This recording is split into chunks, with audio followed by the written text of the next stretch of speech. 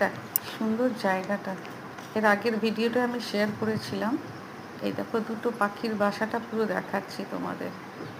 কি সুন্দর বাসাটা বানিয়েছে। এই ছোট ছোট পাখি দেখো, দেখতে দেখাচ্ছি আমি।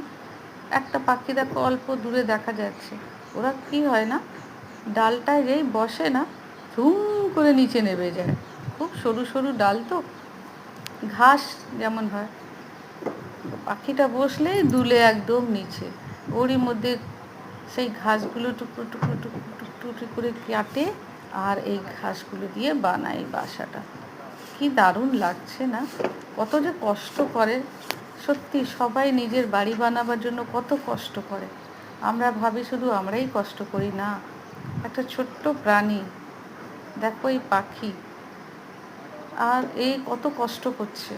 4-5টা পাখি মিলে এই ছোটো ছোটো ঘাসগুলোকে আনছে তুলে তুলে, আর এই নিজের বাড়ি বানাচ্ছে।